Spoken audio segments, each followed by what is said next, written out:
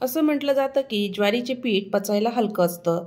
तुम्ही जर डाएट करत असाल, वजन कमी करत असाल, तर डायबिटीज असेल, ज्वारीच्या पिठाचे वेगवेगळे पदार्थ करून खाल्लेच पाहिजे. आज आपण ज्वारीच्या पिठापासून मऊ लुसलुशीत इडली कशी बनवायची ते बघूया. नमस्कार, मी ज्योती. ज्योतिष किचनमध्ये सर्वांचं खूप खूप स्वागत आहे. इडली बनवण्यासाठी साहित्य बघूया. मी इथे ज्वारीचं पीठ 1 कप घेतलं आहे. 1 कप आपल्याला बारीक रवा घ्यायचा आहे. चवीपुरतं मीठ घ्यायचं, बेकिंग सोडा घ्यायचा आणि 1 वाटी दही घ्यायचं आहे. सर्वात आधी आपण पातेल्यामध्ये ज्वारीचं पीठ टाकून घ्यायचं आहे. त्यानंतर रवा टाकून घ्यायचा, दही टाकायचं. सर्व आपल्याला एक समान माप घ्यायचं आहे. मीठ टाकायचं आहे चवीपुरतं. मीठ आपल्याला सुरुवातीलाच टाकायचं. पिठामध्ये आपण दही छान मिक्स करून घेणार आहे. त्यानंतर आवश्यकतेनुसार थोडं थोडं करून पाणी टाकायचं आहे. ज्या वाटीमध्ये दही होतं त्याच वाटीमध्ये मी पाणी टाकून अर्धी वाटी इतकं पाणी टाकत आहे.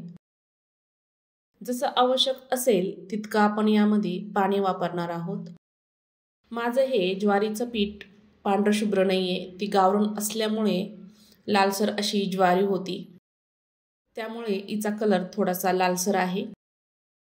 अजून पाणी टाकायचं आणि आपल्याला पीठ सरसरीत असं मिक्स करून घ्यायचं आहे. मी इथे आवश्यक असेल इतकं पाणी टाकून पीठ छान भिजवून घेतलं आहे. अजून 2 ते 3 चमचे पाणी टाकून छान एकजीव करून घ्यायचं आहे.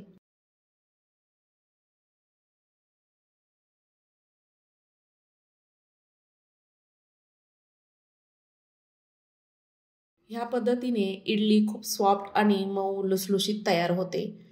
एकसारखं 2 ते 3 मिनिट छान फेटून घ्यायचं आहे.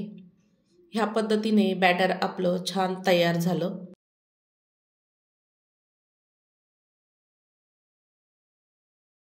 झाकण ठेवायचं आहे. एक 10 मिनिटं छान भिजू द्यायचं आहे. 10 मिनिटानंतर चेक करूया. पीठ आपलं छान भिजलं आहे.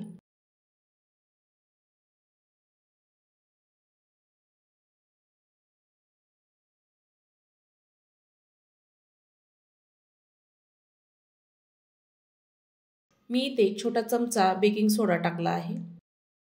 अर्धाच टाकायचा. अगदी अर्धा चमचाभर पाणी टाकायचं आणि एकसारखं छान फेटून घ्यायचं आहे.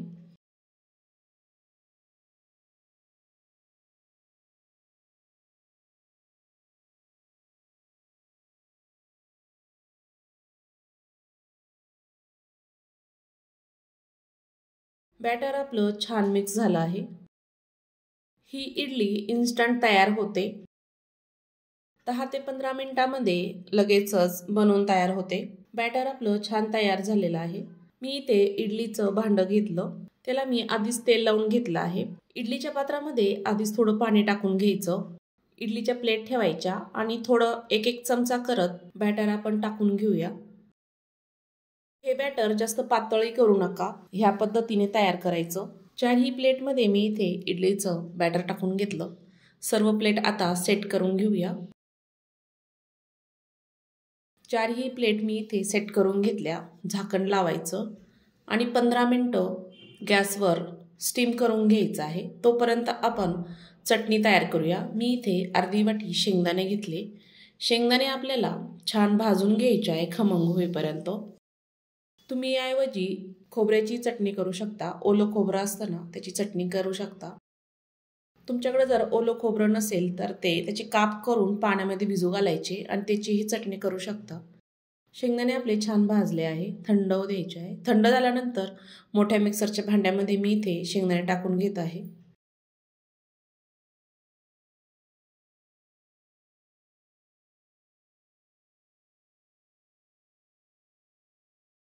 दोन चमचे इतकं खोबरं टाकलं आहे. 3 ते 4 हिरव्या मिरच्या, थोडंसं आलं आणि कोथिंबीर. चवीपुरतं मीठ टाकायचं आहे. तुम्हाला जर पाहिजे असेल तर 1 चमचाभर साखर टाकली तरीही चालते. पाणी टाकायचं, मिक्सरला छान फिरवून घ्यायचं. ह्या पद्धतीने चटणी वाटून घ्यायची. तडका होतो या जिरं आणि कढीपत्त्याची मी इथे तडका ओतला आहे. छान मिक्स करून घ्यायचं. इडलीसोबत खाण्यासाठी चटणी तयार झाली.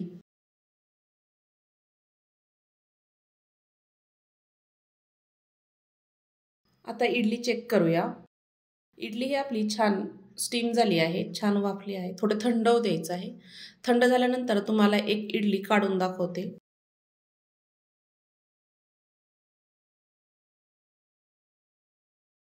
बघू शकता मस्त इडली निघली आहे, मऊ लुसलुशीत तयार झालेली आहे.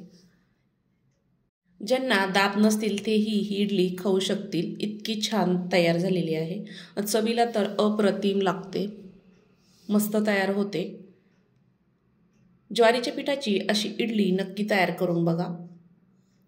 ज्वारीच्या पिठाचे वेगवेगळे असे पदार्थ करून खाल्लेच पाहिजे, पचायलाही हलके असतात. ही इडली तुम्ही नाश्त्याला मुलांच्या डब्यामध्ये देऊ शकता, झटपट होते. एखाद्या वेळेस स्वयंपाकाचा कंटाळा आला तरी ही इडली लगेचच तयार होते, करू शकता. नक्की तयार करून बघा आणि कमेंटमध्ये सांगा. आणि व्हिडिओ कुठून बघत आहात नक्की कमेंट करा, लाईक करा, शेअर करा. तर अशा छान छान रेसिपी बघण्यासाठी ज्योतिष किचन चॅनलला नक्की सबस्क्राईब करा, बेल आयकॉनला क्लिक करा, म्हणजे नवीन रेसिपीचे नोटिफिकेशन सर्वात आधी तुम्हाला मिळेल. पुन्हा भेटूया अशा छानशा रेसिपीसोबत. संपूर्ण व्हिडिओ बघितल्याबद्दल सर्वांचे धन्यवाद.